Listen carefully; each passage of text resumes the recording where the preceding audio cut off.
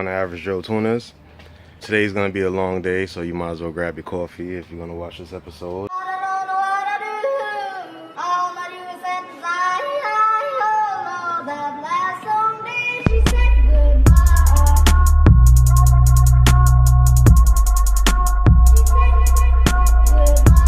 I'm gonna finishing up some of the wiring.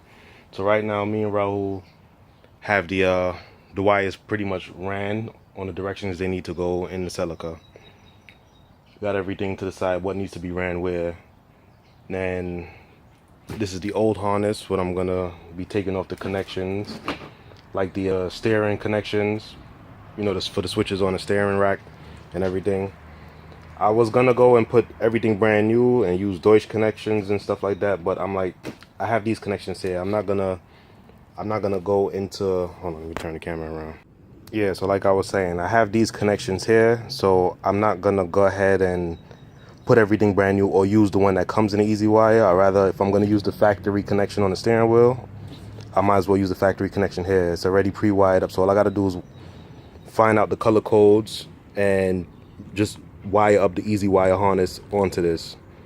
It's a little bit more work, but then again, at the same time, it's not, because I don't have to worry about de-pinning and putting new connections and all that. And plus, the connections on the original car isn't bad.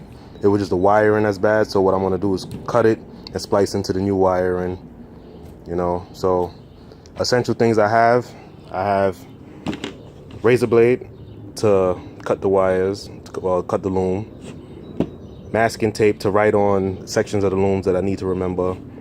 We all know what the electrical tape is for. I have electronic cleaner to clean the wires, because they're filthy. So a lot of times you can't see the little details when you are going through the wiring. Like if that was green and red, you know, it's hard to see, or something like yellow or whatever. See, like right there, green and yellow. Well, you can see it on the camera, but you can't really see it. So I just clean it all up. WD-40 to clean the wires, towels, cup of coffee, schematic, most important thing, and then the original rat's nest. All right, so I'm gonna start my day. Right. Right.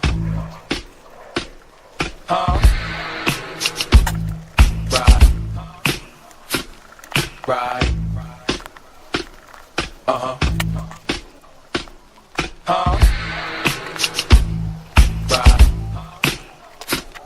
Right.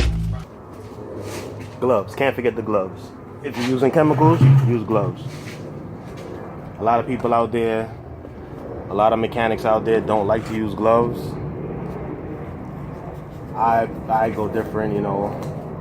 Older guy now, so when you have these chemicals that damage your skin, possibly cause cancer and all that stuff, take care of yourself. Use gloves. Don't be like one of those people like, oh, I don't need gloves, I don't use gloves. I use my gloves because I want to be here a long time, and I want my fingers to be here a long time, because if I didn't have my fingers and my thumbs, I wouldn't be able to do what I love to do. All right, back to work. All right, so what I'm gonna do, since this is for the steering wheel rack, or the switches, or the windshield wiper switches and headlight switches and all that for the steering wheel rack, I'm gonna label this as that, and then I'm gonna cut and then follow all the color codes. And the reason why I cut back some a little bit more is to see if anything was spliced up. See, that's why it's always good to open up rat's nests or wiring harnesses to find out the history behind it. This doesn't even feel like tape that was wrapped around it. It feels like garbage bags that was wrapped around it.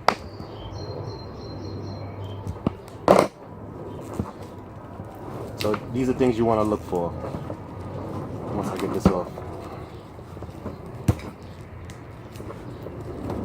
Alright, so when you open up a harness, you might find certain things that's been sealed together. So I don't know if that's factory, or I don't know if somebody redid the harness in this past time. Well, this looks factory because all the ground is together. Okay. Well, just things like that you want to look for. Just letting you know. So now, with that said, I'm gonna section this part off as the wiring, the steering wheel cluster. Good thing about it, only I can read my chicken scratch. Alright, but before I cut, I want to go through the schematic and make sure all these color codes are accurate with the schematic I have. So, starting from the back, well, this would be the bottom. So starting from the back of the harness, I have white and black, red and yellow. These three, matter of fact, these three are the dimmer switches. So as I go, I'm going to label these two. So white and black is the ground for the dimmer switch. The red and yellow is for the dimmer switch. Most likely that's the signal.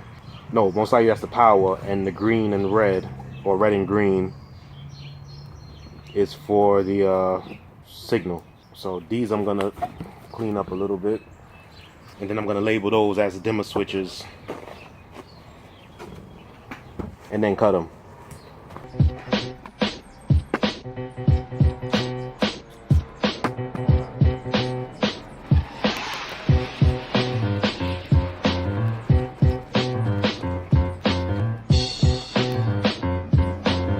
And this is exactly what I was saying when you clean them. This is WD-40 I use. I could use other stuff. But see the difference compared to how white and clean it is and readable now compared to that. Focus. Compared to that. So you can see the two difference in the picture. Anytime you're dealing with wires, you want to be as accurate as possible because you don't want shorts, fires. You know, God forbid you got your family in the car and a fire break out in the car. You know, then you got to run and leave your family and save the car. Tell the family, fend for yourself. I got to save my car. Not everybody's like that, but some of us are. And you guys know who I'm talking about. Talking about you. And you.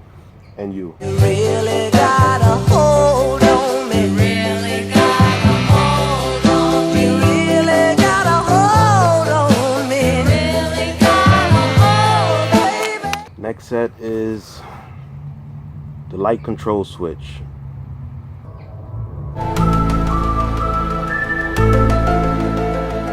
Red and white, white and black, and green and white. Okay, I have red and white, white and black, and green and white. But that's not accurate. 1, 2, 3, 4, 5. So the first 5. 1, 2, 3, 4, 5. Okay, so the horn switch is green and red. Okay. Oh, I see what they did. Red and white, white and black, red and white. Okay, I didn't read it right. So yeah, there's red and white, white and black, red and white, and green and white. Those are for the light control switches. You know what? To make it easier, I'll just write it on there first, then tag it. And those are for the light control switch. Light control switch. Might be backwards.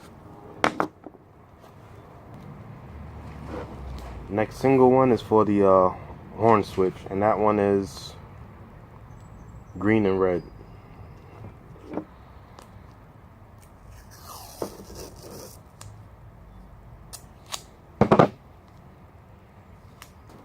The last 3 set on the top side, or on this side. I'm not gonna say top or bottom because I don't know which way the connection is, the top or bottom.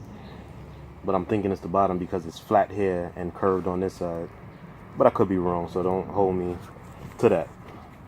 I'm just giving you guys a quick sample of what I gotta go through, or what we all have to go through if we choose to do it ourselves or whatever. Some people go the easy route and just pay somebody to do it. I don't have no problem with that. If I had the money to do that, I would have did it. But at the same time, I don't feel like that because I'm the type of person, I like to do my own work on my own car. It makes me feel, you know, like I achieved something. But that's how I am. That's what makes me an average Joe tuner. But everybody has their own different purposes. Alright, so let me stop rambling. So the next set of wires is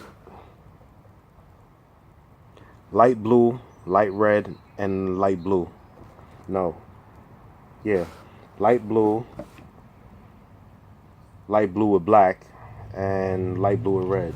So I have light blue with red, light blue with black, and just light blue. And those are for the windshield wiper switches. Windshield wiper switches and washer. Okay. I'm smart. I know I said you guys should use gloves, but I really can't right now. Plus, I'm not dealing with the chemicals on hand to hand.